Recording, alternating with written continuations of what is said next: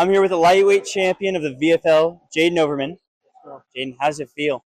Dude, it feels tremendous. I put a lot of hard work, a lot of determination, man. This sport requires a lot of discipline, and I put the hours and hours of training in. I stayed consistent, did a lot of mental preparation, and this is my vision. I visualize this moment each and every single day, going through training, doing everything, visualize myself, get my hand raised, that belt around my waist.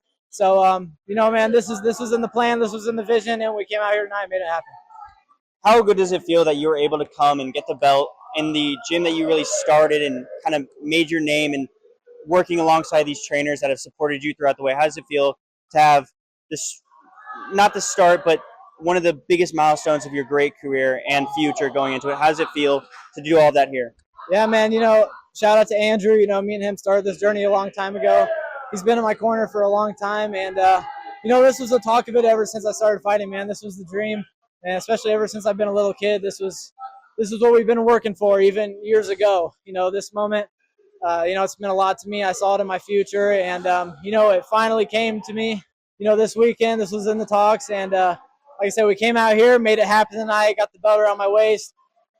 There's no words to describe it, man. I'm so happy and to do it, from where I started, and like I said, man, it means a lot to me. So I'm thankful. So your foundation is in wrestling. Your last two fights before this one were Muay Thai and boxing.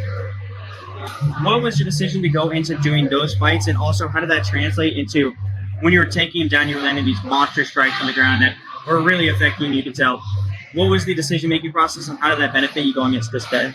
Yeah, so like I always say, man, I want to be a well-rounded fighter and competing in boxing, Muay Thai, kickboxing, in all these styles. In MMA, like I said, it's such a diverse sport. You're wrestling, you're boxing, you're kickboxing, you're doing it all. It's the biggest martial art.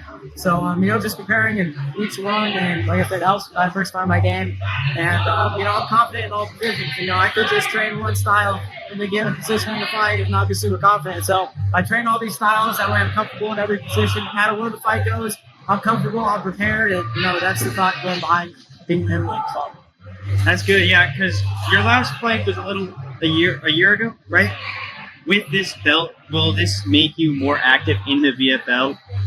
Yeah, man. So it's been a little bit, like you mentioned, I got really busy with partying and everything, but it felt fucking great to get back in here. I got the offer. I really just got back 2 months ago, started training, and then right when I got back in town, the coach hit me up. He was like, "Hey, man, you want to fight for a title?"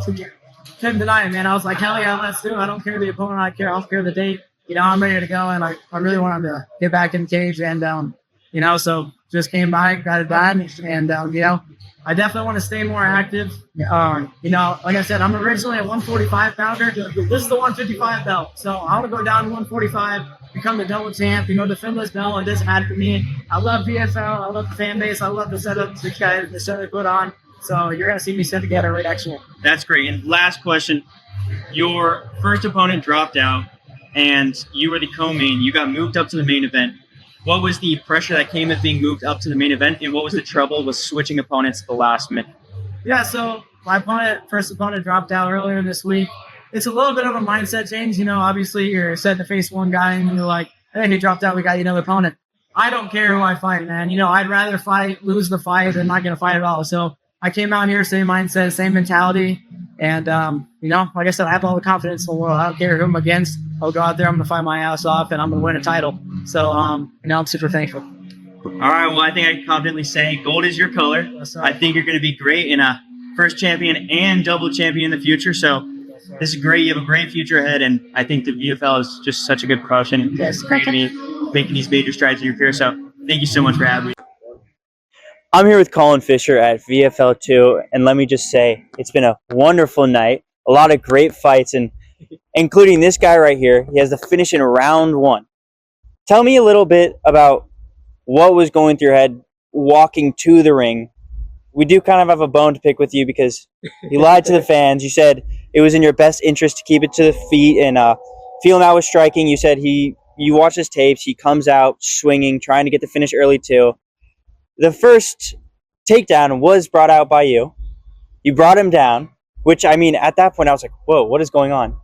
Getting back up, you take the back, and you get him with a standing rear naked choke like Shavkat Rakhmonov. Tell me a little bit about what you were thinking when you're going in there, and if you kind of just wanted to surprise everyone.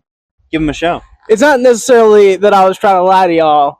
I didn't see it coming either. I'll be real honest. He came out swinging like I expected him to do. It's just he was a little longer than I was expecting him to be, and he backed me up against the cage pretty quickly. So I just used that to my advantage, spun him against the cage, and I was hoping to land some knees on them while it was on the cage. The opportunity just didn't show itself, so I decided to make the decision to take him down. What I wanted to do was a trick I learned from this is gonna sound like a fake name, but Dwayne Johnson. Okay. And, it sounds like I'm talking about The Rock. I'm not. There's an MMA fighter, great guy. Dwayne, if you're watching this, you're an awesome dude. He came into the gym, taught us a few jiu-jitsu things, and there's a side control move where you literally pin their arms, they can't move, and you just strike them right there. And I almost had him in it, but then he started standing up, and I knew I had to transition, and if I hadn't transitioned, he probably would have caught my arm. So I transitioned into the standing rear naked choke. I hooked around his lead leg with my leg and then locked it behind my knee so he couldn't just throw me off his back. And honestly, I didn't think I was going to get it. Until he fell over, he didn't feel like he was going to tap. I mean, right? You definitely got it. You definitely got it. You told us that Dwayne Johnson came in for this camp and showed you guys a little bit about jiu-jitsu. Was there more of a focus on MMA practical jiu-jitsu during this camp? And, obviously you've been striking for a while, and we saw you came out there, you were slipping punches, and you were returning very well before you went to the ground.